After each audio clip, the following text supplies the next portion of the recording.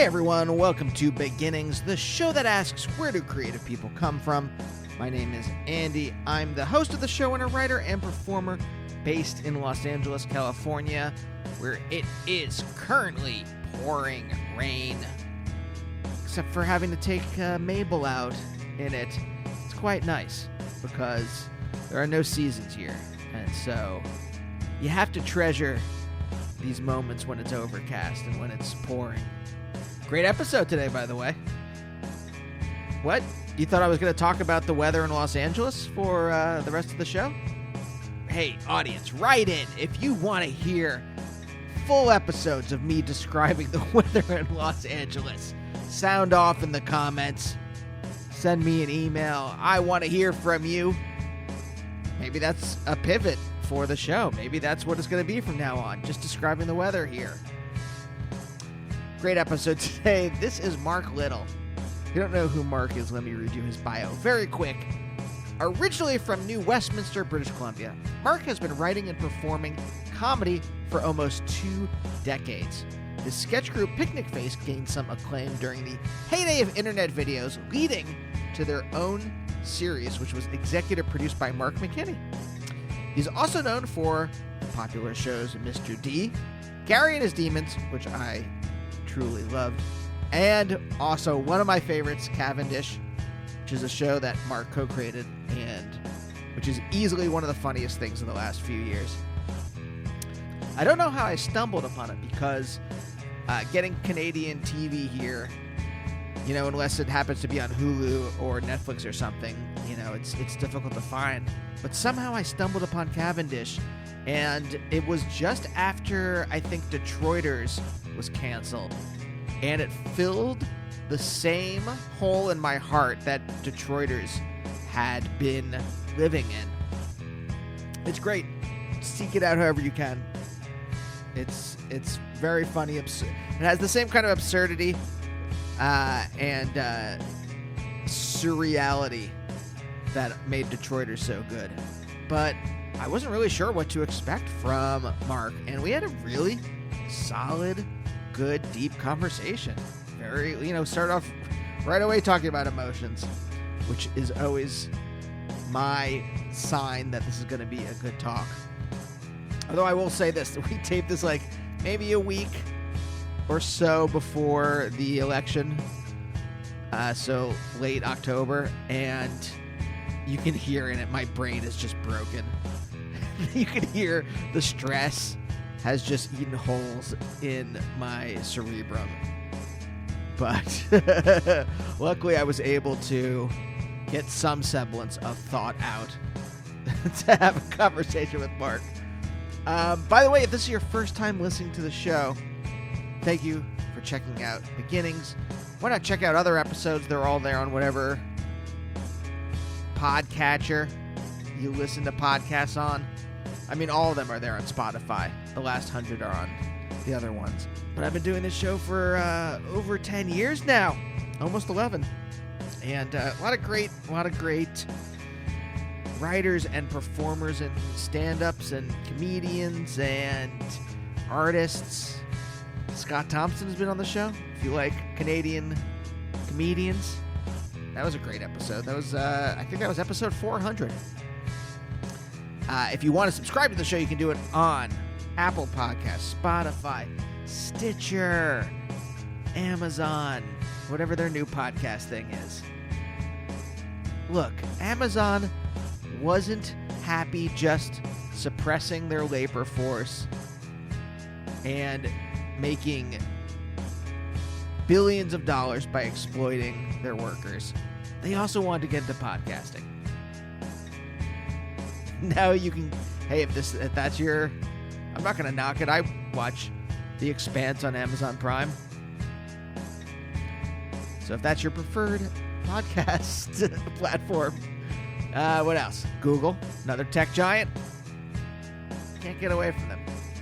But you can subscribe to the show on those. I'm on Twitter and Instagram at Andy Beckerman. A lot of great episodes coming up.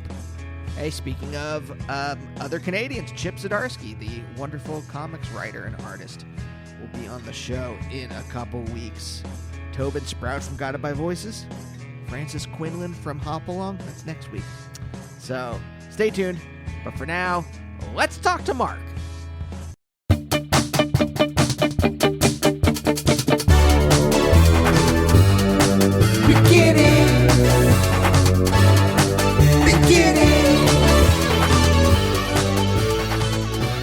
A lot of my comedy comes out.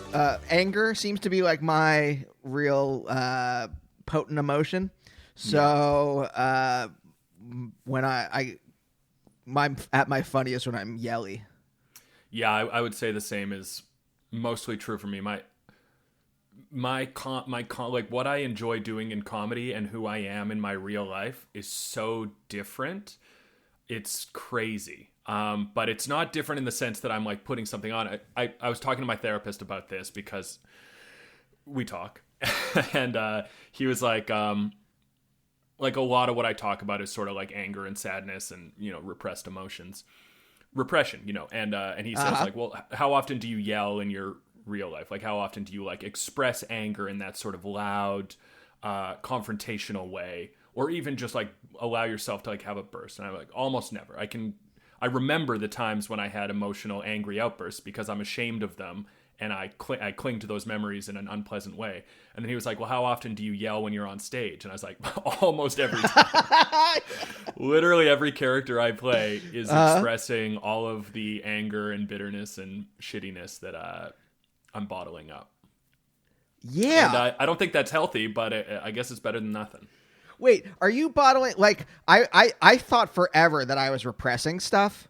And I got a new therapist when I moved out to Los Angeles. Or I actually went therapy-less for a while, and I finally got one like in the last year.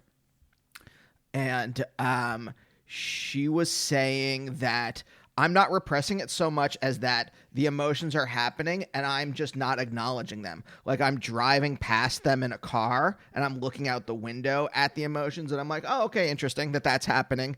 And they're just sitting there. So I'm not necessarily like pushing them down. I'm just like hands pushed up against the car window, looking at them happening in my heart as I drive by. I don't know what the metaphor is, but so are you actually repressing, or are you kind of just like doing a drive-by on your emotions? I guess more of what you're describing. Yeah, more of the drive-by, because I certainly am never conscious of being like, I want to scream and I'm going to bottle it up. It's never a conscious thought, not even close. But I do, I clearly do have a lot of emotions that don't come out. Yeah. Yeah. And I do like my sort of go-to is a sort of anxious, nervous desire to keep things pleasant. Yes. Oh, yeah. Yes. So I wonder if this is 100% just a, I don't like conflict. I wonder if that's where it is from you. Like my family doesn't like conflict. I was just writing like a movie treatment where, like the main character is basically me.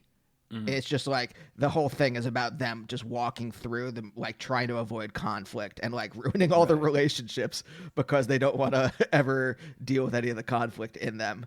And that's like, it's just my parents basically too. Like very nice people. Yeah.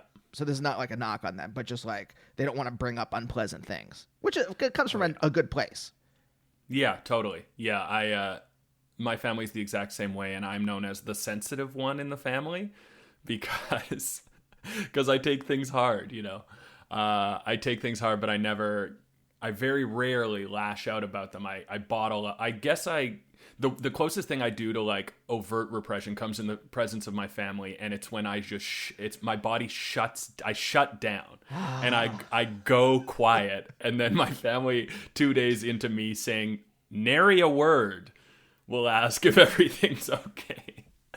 And man, and it's interesting because I wasn't fully aware of the extent to which I did that until I got into the relationship I'm in now. And this is the first sort of multi-year relationship I've been in, year 6, and it's just like a constant struggle to acknowledge and air the grievance when it happens, as opposed to just being like, as opposed to just like laying it aside, trying to continue, but knowing somewhere in the back of your head that you are a bit upset about it still.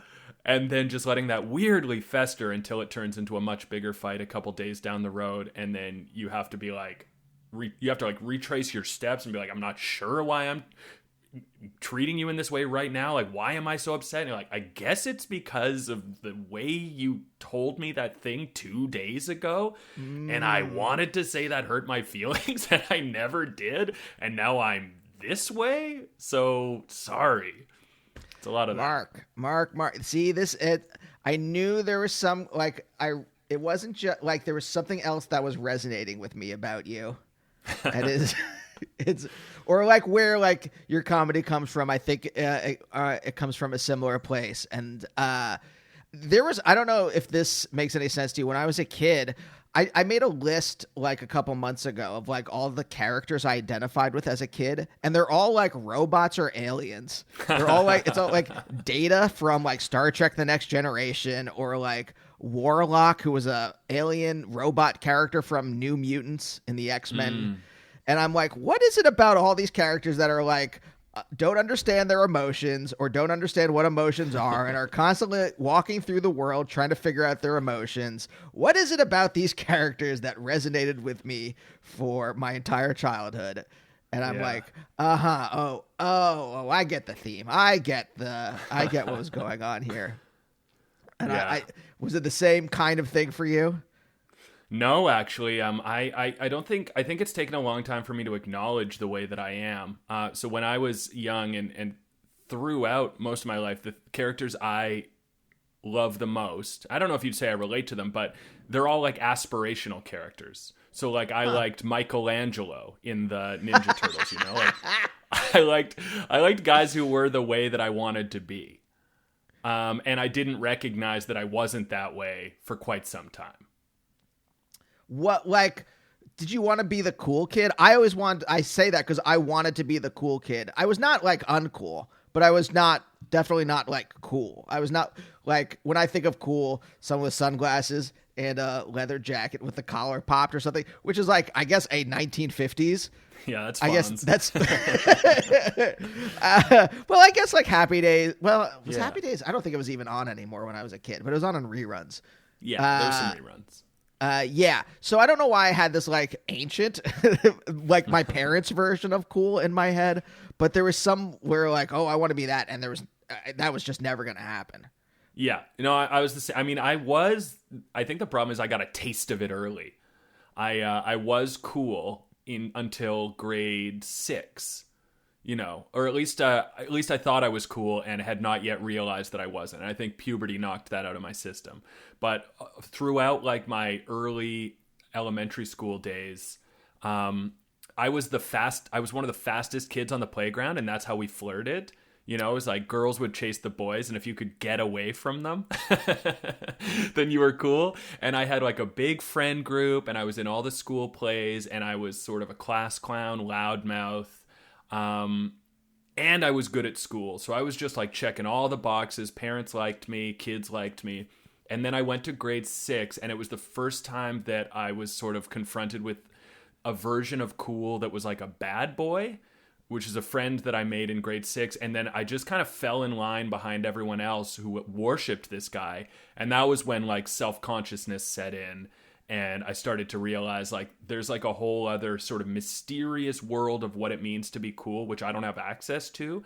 And it set off this like horrible number of years where it was like this quest to crack cool and to achieve that. And, you know, it wasn't until much later that I was like, maybe I should be friends with the people who like me and just try and figure out who I am rather than who I want to be.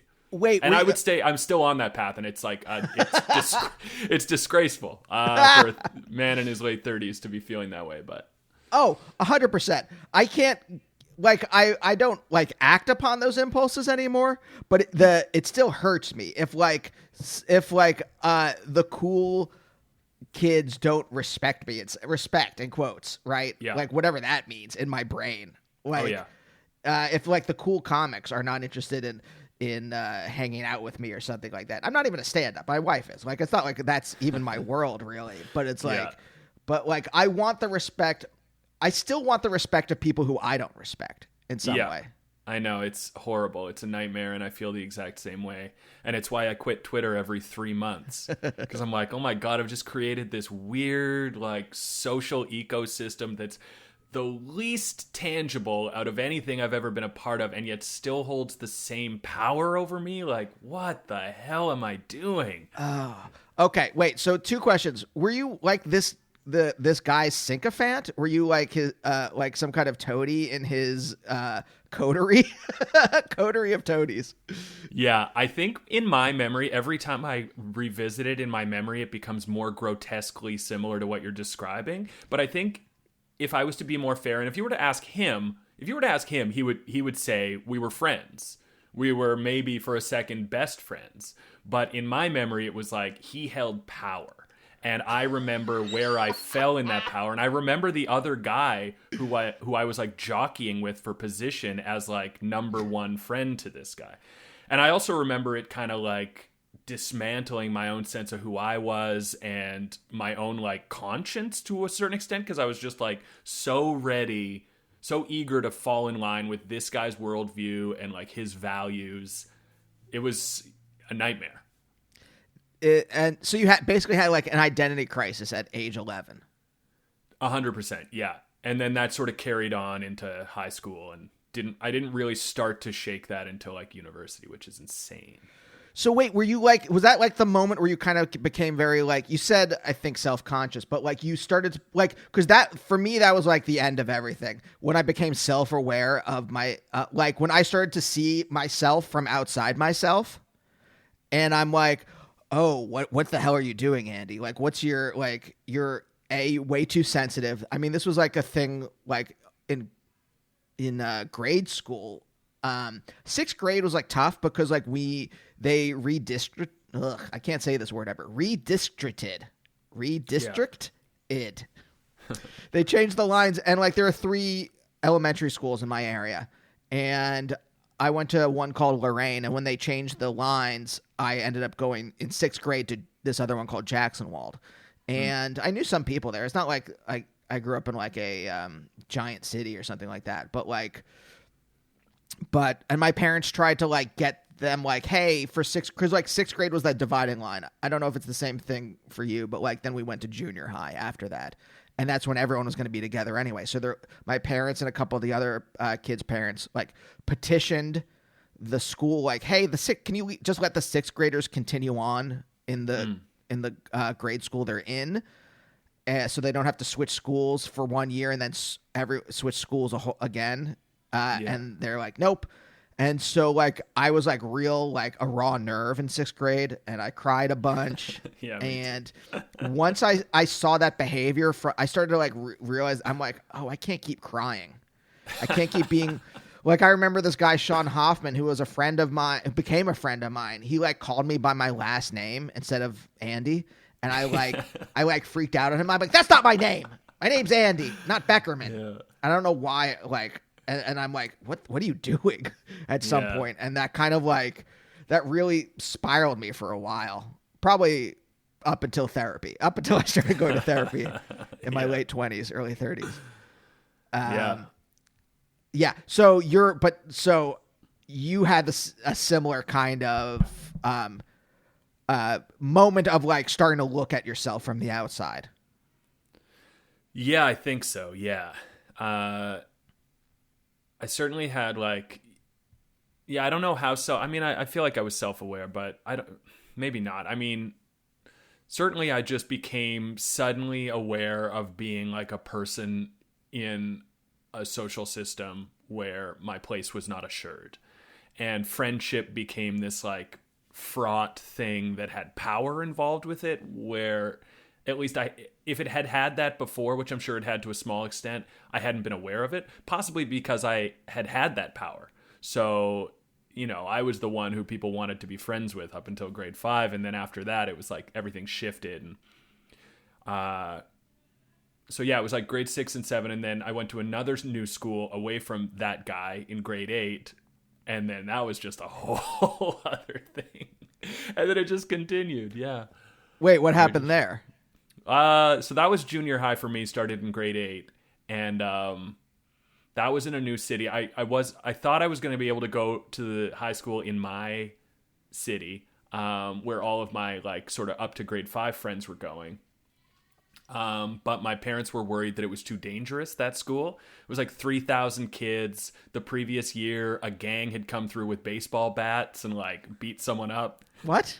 There was like regular fights in the park across from the school that were like planned. And yeah, it had this real sort of like rebel without a cause. Yeah, I was gonna say, like, I'm imagining someone like whipping a chain or yeah, real like non-gun weapons. After I like in the years after the baseball bat incident, it became like a normal, safe high school. So that seemed like it was just a blip. But by that time, my parents had convinced me to go to this other city's school. So every day I was like busing or getting a ride in with my mom's friend to this junior high. And then every day just driving home, I think with my mom, and she would get me to rate on a scale of 10 how school went. And I would just like burst into tears and rate it like 1 to 4. Oh. And it was just, but it was the same thing, you know, it was just about friends. It was just like, I wanted friends. I didn't have friends. I saw all these cool guys just sort of like walking down the halls carefree. And I wanted that. And then eventually these two guys kind of befriended me, but really kept me in this weird space where I remember at one point, one of the guys was like, I think I like spoke out of turn. It was kind of like they had let me in, so I had to know my place. And then at one point, I think I said something that was like, I tried to stand up for myself or something. And then this one guy said, we made you and we can unmake you. What? What? And I was just like, I was crushed. But I think the thing is that if I had had confidence and I had just like gone with it, they would have, you know, he wasn't being super serious, but you know, I was very sensitive and I took everything very personally. Yeah. Yes. Everything hurt like 1,000 times more than it was supposed to. And my parents, I say this like almost every episode, so I'll keep it brief, but like my parents, we just didn't talk about emotions. Very loving people, but we didn't talk about emotions. So this stuff was happening inside of me. I didn't understand. I was like sensitive, and I'm like, am I supposed to be? I've never seen my dad cry. Am I supposed to cry? Like, what is like going on? Like, none of my friends cry. Like, why is this happening to me? Is this normal to feel this stuff? And there was just I had no I had no North Star. There was nothing. There was no internet yet, so I couldn't like type into Google, like, am I supposed to be crying this much? Am I supposed to be feeling all these feelings? And so it was just like, I assume the same kind of thing for you.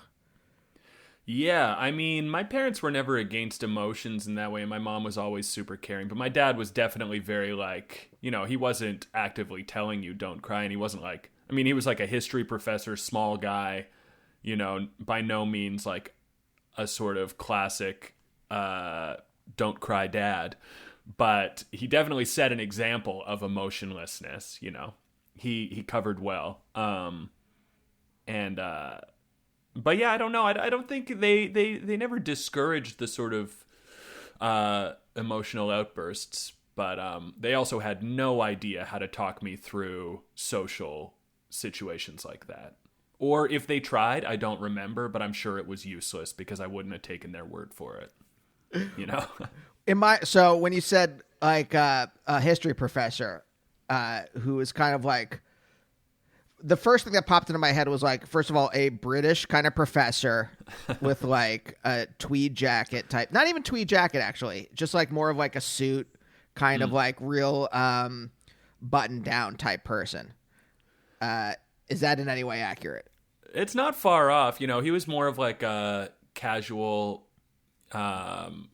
maybe like plaid shirt, and like, he's never been a style guy, but yeah, he'd wear like a sort of blazer, a corduroy blazer or something to go teach. But never style conscious by any means, and extremely Canadian. He taught Quebec history mostly. He was from an English part of French Canada, so like this little pocket of Quebec, which is like English, settled by Irish and English people and Scots. And that was his focus for years. It was like this like micro specialty that I remember just seemed so dull and impenetrable to me as a child. And he wrote so many books on this one little area or surrounding areas. But a very like quiet, serious person. Yeah. Why was he so fascinated? Just that's where he's from? Or is there something like special about that one area that's like a mixing point for all these different, you said Irish and French and... Yeah. I mean, I'm sure a combo. I do think it was mostly where he was from, sort of trying to, I don't know, elevate that in some way through, commemorating it and freezing it in history in these books. He was like he didn't come from an academic family, so he was the first one. His dad was a miner, so I don't know. I guess he looked around and there was not a lot of work done on this area, and he thought he'd do it. Is it easier in Canada to go from that kind of like working class background to kind of like academia? I don't know. I don't know how to compare it. I don't know if it's even easy in this country, but I know my dad sort of did it. I don't think there's a ton. I mean, maybe there's fewer barriers because university's a little cheaper, or a lot cheaper. So maybe in that sense, yeah. Though, America is so delusional. There is this, I've been thinking about this, so I don't know why over the last year or so, I've been thinking about how delusional America is. There must be something in the air. But I think a lot about how it's really tough unless this is a metaphor, but as a person, it's tough to escape your past unless you really actively work on it in therapy or whatever. If you're dealing with addiction, a 12-step program or something like that, right? You really have to consciously work with it. And in America, our past, we were founded by people that got kicked out of other countries for being crazy and malicious and super evangelical. And they came over here. So that's there at the foundations of our country. Also the twin kind of twin sins of slavery and genocide that sit there at the bottom that we just ignore. We just 100%, that's real repression. Where you and I are kind of just watching our emotions, and obviously it's therapy for a country is different, but I think that the delusion here is so malignant that people think that oh, I was born the idea of upward mobility. Everyone believes oh yeah, I was born I was born in a sewer and I'm going to become the president. It's never going to happen. It's just not, right? Yeah. And so when I hear someone come from a working class background, achieve something like that, in America, I would be oh, what did they do? Who did they blackmail to get into those circles? But I think other countries, I'm there are probably actual pathways. Yeah, I don't know. I mean, it's interesting to talk about national repression because Canada and these states are so similar in that sense, but the result has been so different. Yeah.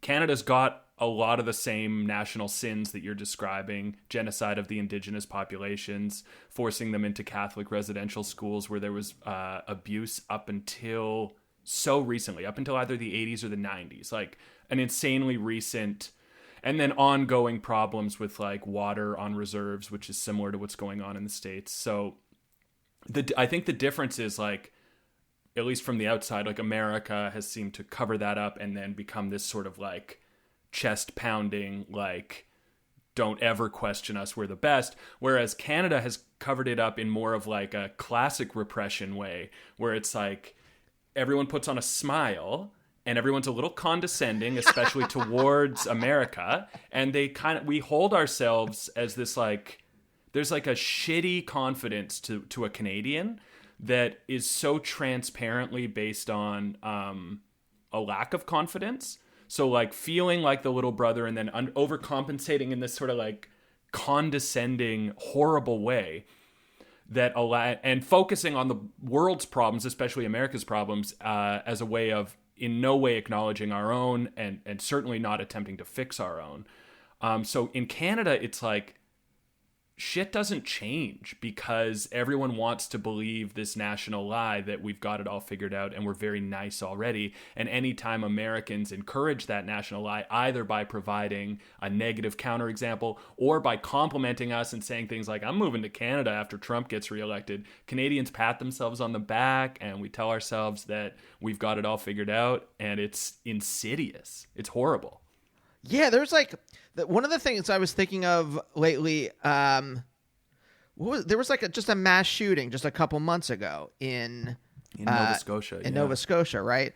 And like when I like started to reading about it, you know, there are people saying like, well, the guy that did the mass shooting probably was a informant for the cops, and there's all this kind of like weird clandestine stuff in the background of that, and. Yeah. I think a lot. I think so much about what I've been calling. If I had stayed, I was getting my PhD and I left it to go do comedy. And if I had stayed in academia, I'd be writing books now on what I'm calling clandestine epistemology, or like what the fuck is going on in the background of the world, like that like is actually moving things. You know, what are the all the stuff the CIA has done, all the stuff that like all the like elites, like I think back to like the Borgias. Is that who it was? Like in the like 1500s in Italy, they were all poisoning each other. Right. And that changed the entire like leadership in Italy because they were just kept poisoning, you know, like Game of Thrones type stuff. Yeah. Like America is full of that. Is Canada like every once in a while I'll see like that kind of stuff that like makes into the news. Is there like all the secret stuff beyond? There's the repression, and then there's also just the stuff we don't know about. Do you think there's that kind of stuff in your national character? Definitely. Yeah. Yeah. I mean, everything in Canada kind of goes on behind the scenes because we're all watching the States instead, you know? So the narratives, it takes so much for a national narrative to capture the national attention, you know? And anytime it does, our politicians are completely inept at handling it because they rely on the fact that they can just sort of wheel and deal behind the scenes, you know? That's why Justin Trudeau is like a pretty smile who anytime something could go either in an ethical or unethical direction, like what to do about a protest over a pipeline traveling across unceded indigenous land. It's like, he's like, oh man, I want us all to get along, right? And everything he's doing is saying like, let's all forget about this. But then behind the scenes, he's like buying the pipeline on behalf of Canadians, spending trillions of dollars, and then like pushing ahead, you know, a sort of anti-indigenous, anti-climate decision. And you're like, but that's who you are. But then everything about him is saying like, yeah, but is that who I am? Is that who we are? So everything in Canada, you know, like it's so interesting. Just like Nova Scotia, I lived there for a long time in Halifax, and I've never seen such corrupt policing, but it's like, there's no spotlight on it. So it's they're never going to be forced to change. Like this mass shooter you were describing, that's the first like huge incident. And even that seems to have been brushed mostly under the rug. But every single person I knew in Halifax either had been assaulted by a police officer or knew someone who had been assaulted by a police officer, because there's this like, it's a college town. It's like party at night. And these officers are just like rogue. And so everyone I knew was like, oh yeah, he got his head bounced off a curb by a cop who didn't like that he was like, quote unquote, resisting arrest, even though he was like lying down, but talking back or something. And you know, multiple, just so many examples of police just beating the shit out of people and getting away with it. And then like heavy racialized violence. But it's just like, it just goes on because it feels like it's not as important as what's going on in like elsewhere in the world. it feels like it's not as important as the things that are getting a ton of media attention. And because Canada will never get a ton of media attention from itself, everything slips by. It's really weird. Everything about the Canadian national character is really slippery and gross. and it's weird. It's an entire country that every couple years relitigates what it is to itself, and there's no answer. Nobody knows. It's halfway between what the English are and what the Americans are, but nobody knows. So everyone's got these theories, but it seems like nobody actually wants to talk about it because no one's that interested, because there's not enough of an audience for it. So it's just like, it's weird. It is weird. That is why so many people get the hell out of here. I mean, especially in the entertainment industry, because you're like, yes, the entertainment industry is small and it's not, it's hard to get going. So you want to go to where the work is, but it's also just nice to go to an entertainment industry that's like founded on something that feels, firm and not slippery. I think it was like one of the kids in the hall who said, or maybe it was someone else, but it was someone who said, Canada, it's not that Canada has a bad entertainment industry or a small entertainment industry. Canada doesn't have an industry. Canada doesn't know what an industry is. Okay, so it's almost like Canada as a country is like constantly having an identity crisis. Mm-hmm. And do you have so like for living here in America, I always knew I'm Jewish, and like I grew up in a really Christian area, and I always knew that I wasn't part of this in some way. Mm-hmm. I was never like ostracized at all. I mean, look, Pennsylvania is like full of hate groups. It's just like brimming with hate groups everywhere. But it's not like anyone was like burning crosses on our lawn or anything like that. But there's just like this awareness that's in my head. Like, I'm not part of this. So I grew up with this kind of like twin consciousness of like my own, who I was as a person. And then like America, this like what I call the cultural superego, which is like beer commercials and football and like that kind of like this kind of like voice in my head that I was constantly comparing myself to. Like, and that's why I was just like, I wanted to be cool, because that thing in my head was like, you're supposed to like want to drink beer and like play volleyball on the beach with women in bikinis. Whereas I'm just like, I don't want to do that. I want to just like sit in my room and like play with my action figures. I want to play Ninja Turtles. And then I want to like go hang out with my friends and watch like Nothing But Trouble or whatever dumb movies we were watching. And that's it. I don't want to go drink beer. But I always had that voice in my head. Did you feel like you grew up in opposition to this kind of like Canadian identity crisis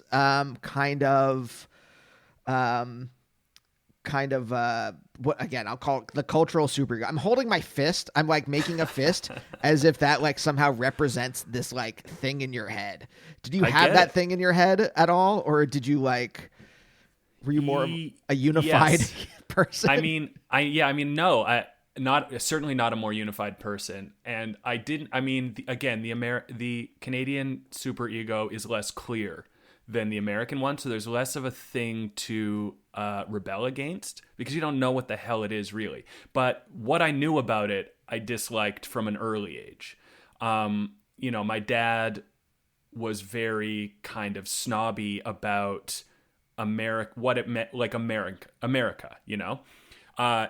a lot of Canadians are, there's this sense of like, what makes a Canadian is that they're not an American. And they're not that, and like, so, and my dad was specifically that about American entertainment. He hated big action movies and this sort of raw patriotism. But as a kid, I was like, those are the best movies. Like Terminator is the best and RoboCop rules. And I love this stuff. What are you talking about? Air Force One is awesome. Like Speed is awesome. So there was like an early age where I felt myself being like, there's something my dad is saying that does not line up for me. Like all of this, like shitting on like Americanism in like the American media. I was like, yeah, but the American media is way better. What are we talking about?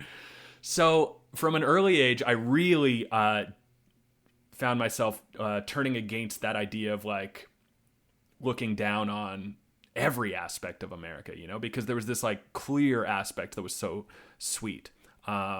So I felt like, I was like, Canadians are lying to themselves. There's like that part of me where I was like, something's going on here. I don't know where it comes from or what the point is exactly, but it's like they're pushing this thing too far. Like there might be something wrong with America, but it's not Terminator, you know? That's good. And then the older I got, yeah, I mean, I feel like just like a lot of comedians, there's a sanctimoniousness about the Canadian national identity that is so obviously laughable and shitty. And it comes from our version of like hockey culture, beer culture. You know, you talked about the sort of fist raised, like the sort of American idea. The biggest Canadian commercial that I can remember in my lifetime is this guy who calls himself Joe Canada. And it was for a Molson... It was for a Molson Canadian commercial. He's standing in front of a Canadian flag, sort of like Patton, but for Canada, which is already all you need to know. And he's delivering this speech, and he's saying like, we don't live in igloos, and some of us don't say A, and we do da da da da da. And he's saying all these like triumphant things, and he goes, "My name is Joe, and I am Canadian." And then you hear this applause, and that was like. It was like a viral video before the internet. People went crazy for this thing. But it was like over 50% of it is a Canadian defining himself angrily against American stereotypes of Canada.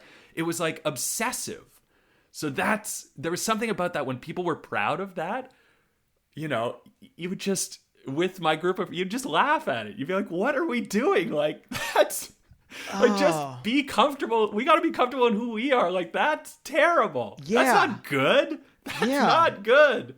That really makes me think of, like, you know, a lot of, I think a lot of the racial animus here in America, beyond the fact of, like, repressing the terrible way we've treated black people, and that is such a mild way of putting it. But, like, in some way, white people here, white Christians, don't have an identity. And they don't have a cultural identity at the very least. They might have, like, a religious one. But, like, they don't have a cultural one. And they define themselves in opposition to black culture. And right. And it's... If you grabbed a white Christian and white American Christian and tried to, like, see what was, like, their culture... They would probably, like, you know, I don't know. Like, I've never, like, in my mind, they would, like, hold up the Bible and be like, it's this or something. But, like, everything they do is in opposition to something else. Mm. And I'm curious about you personally. Like, how do you build your own identity if you are, like, if the national character is defined in opposition to this other thing? That's the thing. That's the big question, and we don't know. But it's why so much of like Canadian comedy that people have gravitated to over the years is purely absurdist, you know? It's why the Kids in the Hall were what they were, because it's like, well, what is this? What's this a response to? Kind of nothing. It's kind of just like fantasy. And same with, you know, SCTV. There would be like pop culture parody, but then there would be a lot of just like genre stuff, like, okay, we're going to do some Dracula stuff. We're going to do, you know, right.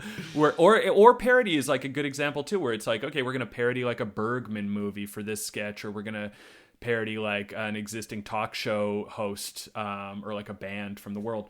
All of these things are like kind of, they're either satirizing the world around us, oftentimes not the Canadian world, or they're purely just like, you know, Chicken Lady, like absurdity growing from the imagination.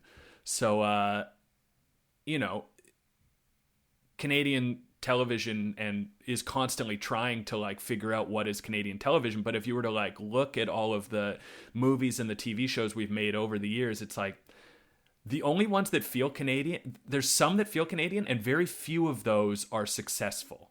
You know, you'll always have your like guy who drives a, two-seater plane to the Yukon and that's his job. He's like the two-seater plane pilot, and it's about this small town in the Yukon just trying to get by, or this like guy who runs dog sleds in the Yukon. Canadians are obsessed with like the North or like the East Coast. Like there's those shows, but outside of like Anne of Green Gables, very few of them are like putting Canada on the map. But then you have Kids in the Hall, you have SCTV, you have the movies of Cronenberg, where you're just like, there's nothing here that feels Canadian per se. Like early Denis Villeneuve movies, people are surprised to find out that they're Canadian. So it's like nobody knows what we are. We kind of just are this like stew of twisted emotions, and now there's this push to make feel-good television in Canada, and I guess some of it's succeeding, so maybe things are changing, but it's really weird because the Canadian audience is, like, Canadians are by and large extremely boring, extremely vanilla, and extremely averse to negative ideas about themselves, and yet, most of the great art that comes out of here feels like it's churned from this horrid butter. That's not exactly the right metaphor, but, yeah.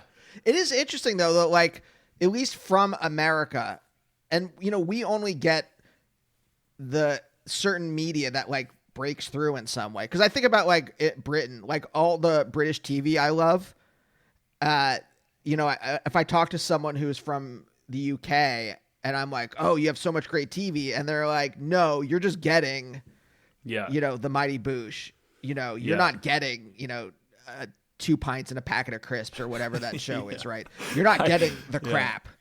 You're getting the best of the stuff. And, but so maybe this is wrong, but in my mind, I'm like, oh, there has to be something interesting. Like the major media here, right? When you're growing up, if you like weirder comedy, you are definitely pushed into a niche, and you are, if I, like, even when I was a kid, I guess The Simpsons was like the closest that like my weird brain got to like touching something mainstream.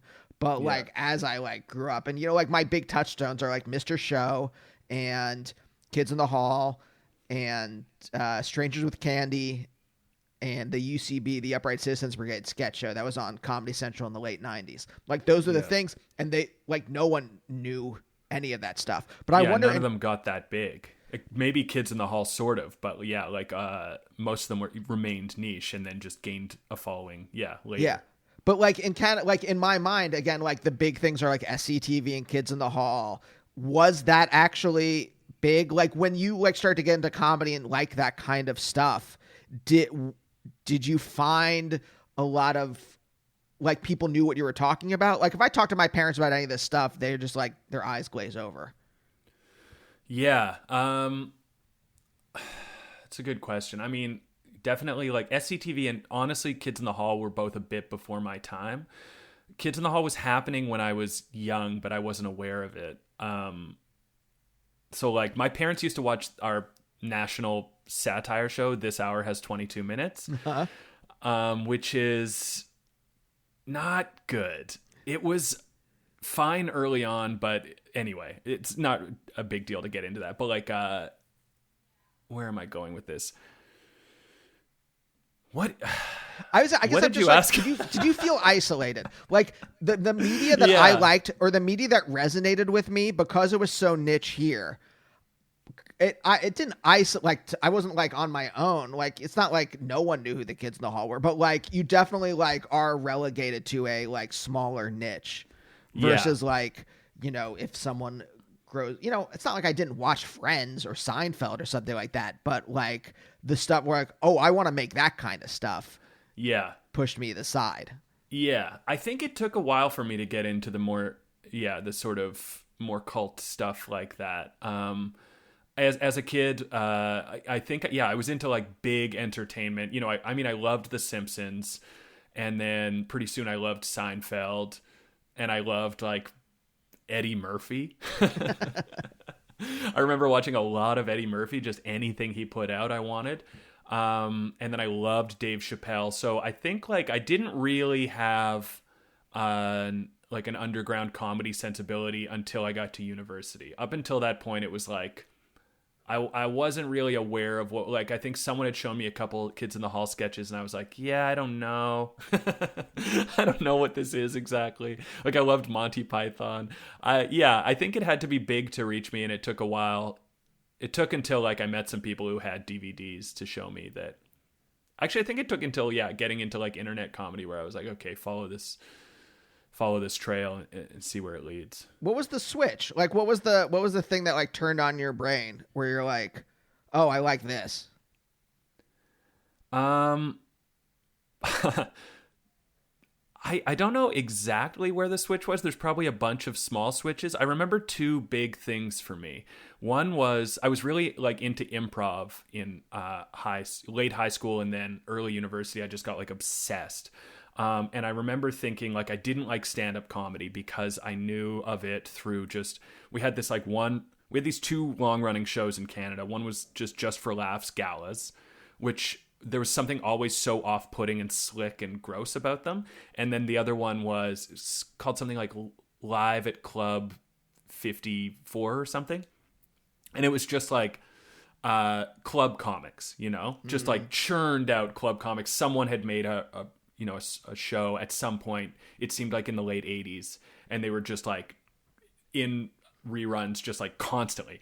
And it was always just like jokes about like why my wife is fucking trash and my boss can die, but not expressed with anger, expressed with that sort of like slick 80s kind of energy. And I was just like, I don't know what exactly this is, but I hate it, and I hate stand-up comedy. And then I was at a party once, and this is like, somehow I hated stand-up comedy, but I loved Seinfeld, and I loved Eddie Murphy, and I loved their stand-up comedy. That was just like separate for me. And then I was at a party, and a fellow improviser just started telling Mitch Hedberg jokes. He was just like, do you guys know Mitch Hedberg? No. And then he just started telling jokes, and I was just like in tears for an hour, just asking him to tell more. So that was that was the one that got me into like stand-up, and then also this sort of like started the path towards alternative or like underground, more niche stand-up or whatever. Hedberg. And then the other one was kind of a weird, I don't know if this is exactly right, but it's standing out in my memory, being into early like ebombsworld.com online. And my friend and I don't know if you remember those Fensler Films G.I. Joe recut PSAs. I do remember those. That was an early introduction for me into like pure absurdity, where it was just like, this doesn't appear to be about anything but the rhythm of the voices and the kind of jarring like non sequiturs, and it just like brutalized me. It was so funny. And then everything from there was just like, I just wanted more nonsense. Like, when you were growing up, was there any sense that this was something you could do for a career? No. I mean, I don't think any Canadian knows how. We have one quote unquote comedy school, but it's like, I talk to friends who have gone to like write in the States or have worked in the States, and they talk about like meeting people who are just out of high school, and they're like, yeah, I've been working towards being a comedy editor for the last 3 years.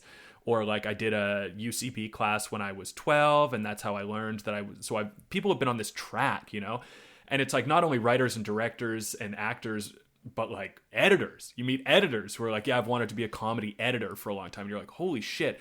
In Canada, there's no infrastructure, so it really doesn't. Maybe if you're in Toronto and you know people directly who are in the industry, or maybe Vancouver, but other than that, it's just like, it's just a fantasy, you don't know how it works, and you don't know anyone who does it, really. So that was my experience of just like, all I knew is that like improv was accessible. I met some people who ran an improv organization, so that was accessible. So I started doing that because I wanted that stage time. And then when I moved to Halifax to go to grad school, which I dropped out of, we were doing more improv. And then I met some stand-up comedians who were like, come try stand-up comedy. And I was like, okay, I don't know how to do that. And they were like, just like, the scene is so bad, the bar is so low, the fact that you know how to stand on stage and confidently be funny, you've got a leg up. come and do this and you'll just see. So then my improviser friends and I started going and just like, okay, this isn't like totally impossible. So we got into it through that. And then we started a sketch group and then met a guy who had made internet videos. And we were like, well, you don't know how to do that. And he was like, well, I'll do that. And I'll teach you how to edit and we'll do this together. So it was really just piece by, and then through that, you know, getting into that, I met another stand-up comedian who was like, I'm writing a spec pilot. And I was like, I don't know what either of those words are. And then he was like, well, I'll tell you. And then there's these books you can read that'll help you.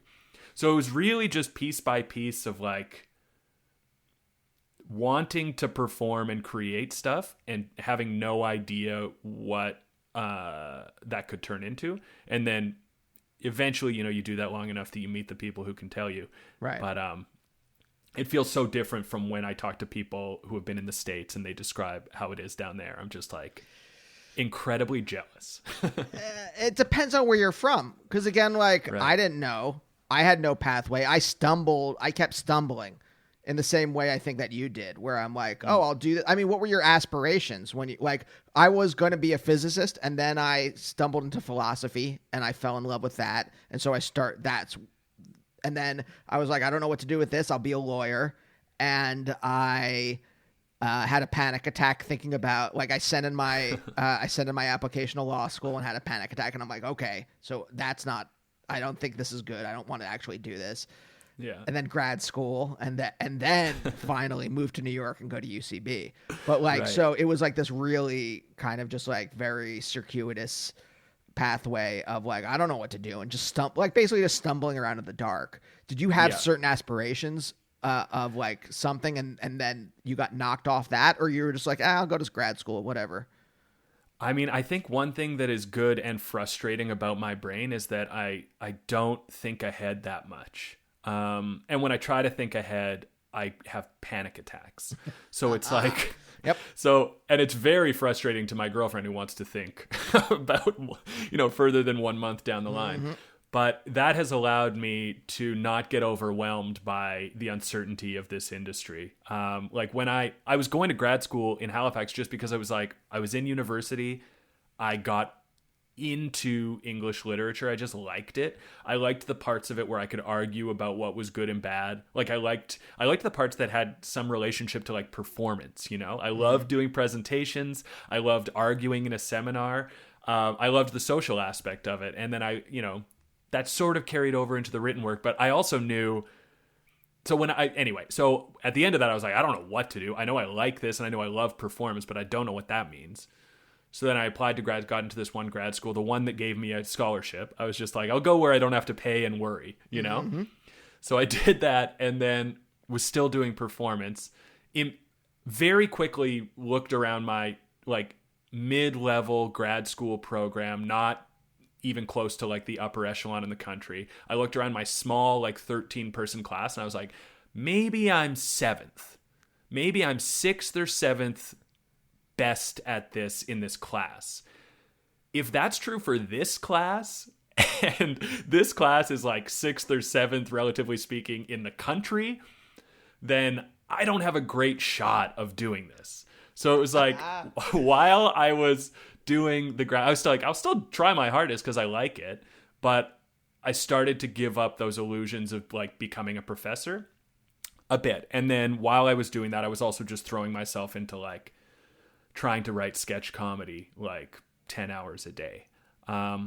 So then dropping out of grad school didn't feel like a huge, like, it wasn't like I'm going to drop out of this and then make it in comedy. It was just like, I'm going to drop out of this because I love doing comedy and I don't think I'm going to make it as a professor. Like, I don't think academia is my place. I think the thing I like most about that is giving performances, which is like doing comedy in a non-comedic space. Yeah. Yeah. I loved making like when I was teaching, you know, the best part was just making a joke. Like it was basically like I think about it all the time about like, oh, I was getting in quote stage time when I was teaching. Yeah. Right. I taught them some great things. I really like where I went to grad school. They let you create your own curriculum.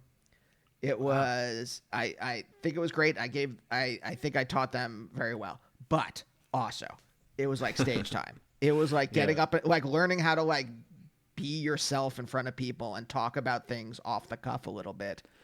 Yeah. Yeah, totally. That's it.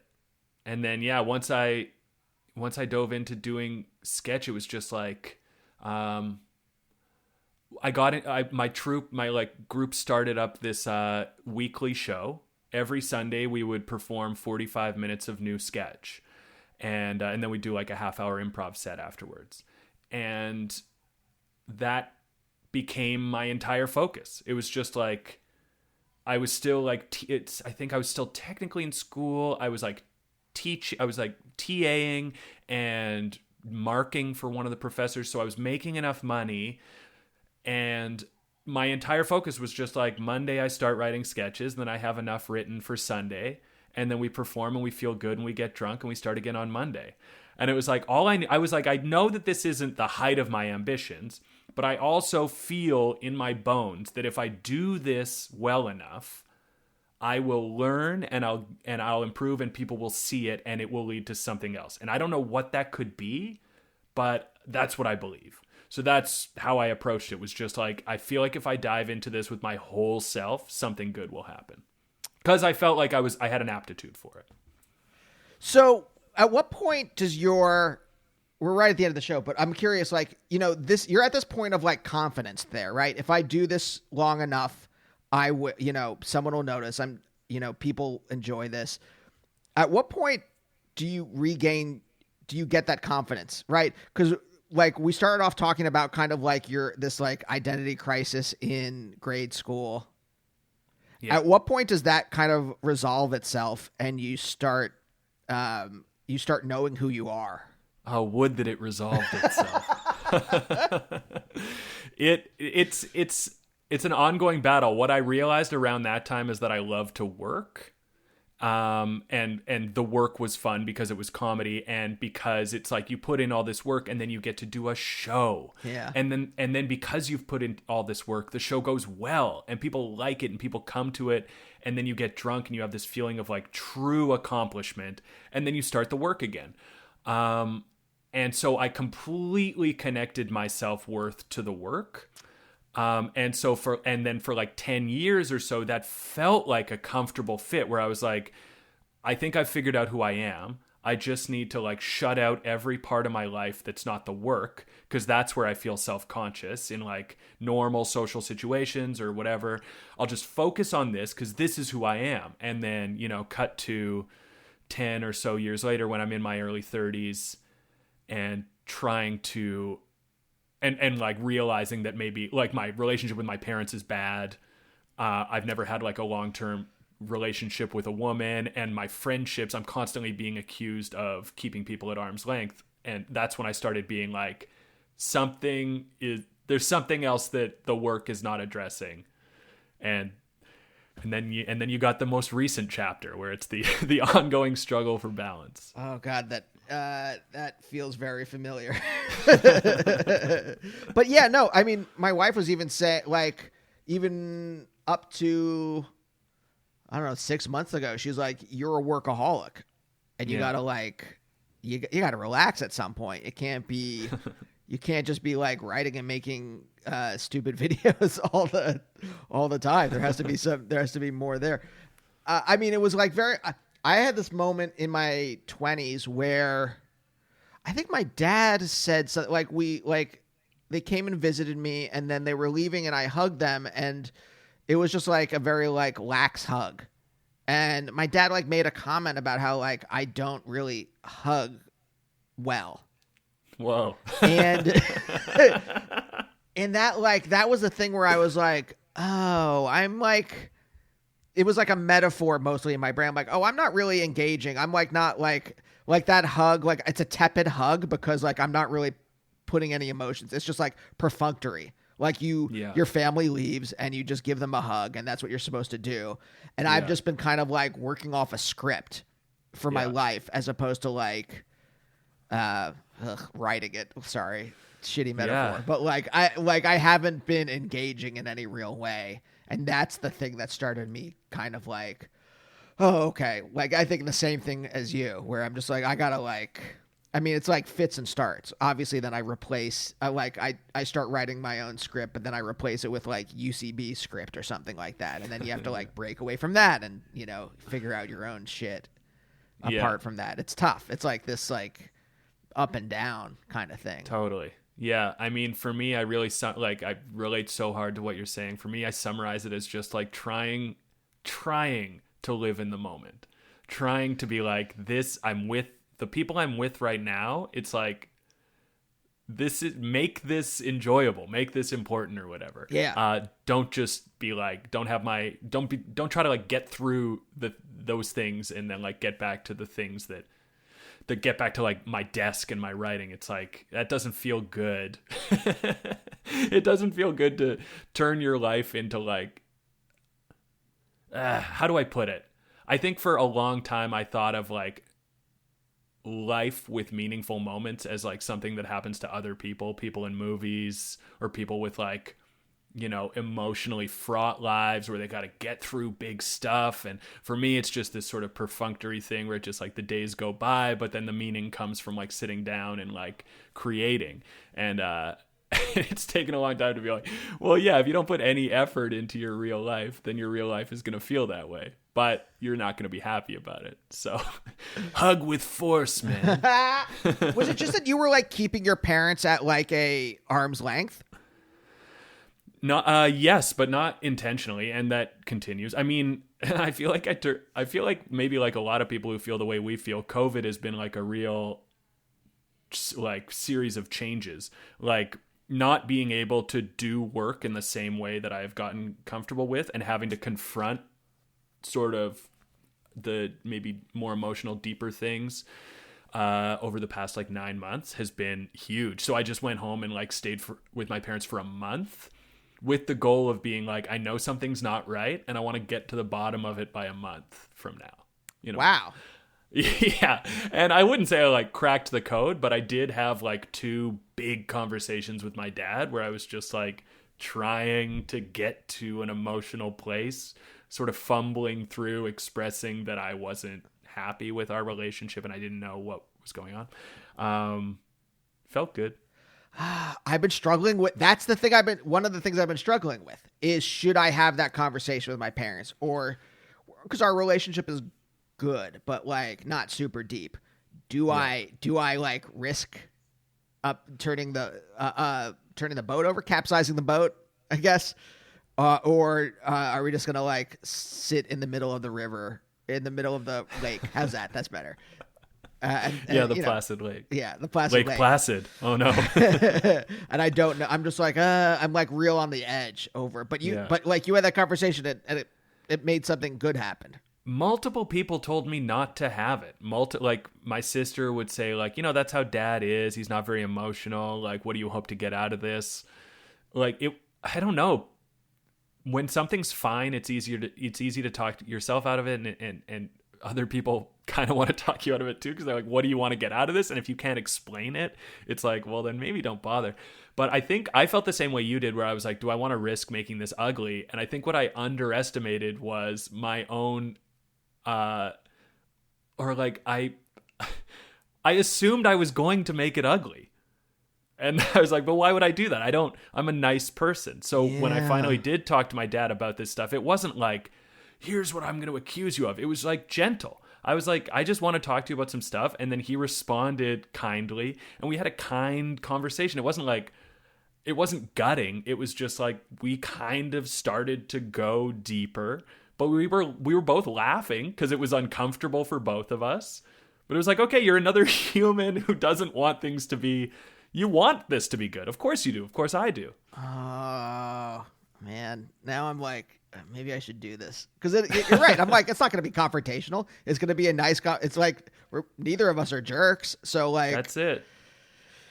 Yeah, we assume everything meaningful has to be ugly. And sometimes it is. But I think more often than not, if you set out with like good intentions, it's probably going to be good. There's a certain energy that's coursing through my body right now. And that's the energy. I like when my wife says something like, oh, have you thought about doing X, Y, or Z? And I feel that energy. I'm like, oh, that's the energy. Like, she's right. So yeah. Someone else Yeah, is that's- telling me something real. That's the pressure I feel in my heart when I look at the email reminding me to do my taxes. Yeah, I know if I do those, I won't feel stress. I know. And I know my life would be better, but how about I don't do them for a couple more months? Oh man, this seems actually like that's a good place to end. Thanks. Yeah, thanks. on my admission of tax evasion. Yeah, that'll be like the part that gets clipped out and put on like Twitter and like, look, he's evading his taxes. That's the lead that will get everyone to listen. Yeah, Canada's Al Capone outs himself. Thank you so much. I mean, for real, like I can't say how much I love Cavendish because I'm uncomfortable with emotions, but it's truly I loved it so much, and thanks for talking to me. That's really nice of you to say. I would that Canada were composed of mostly you, but I really appreciate it, and yeah, it was great talking to you too. Yeah, and we'll see you guys next time. Bye. Bye, oh bye, oh bye, oh bye, oh bye, oh bye, oh bye.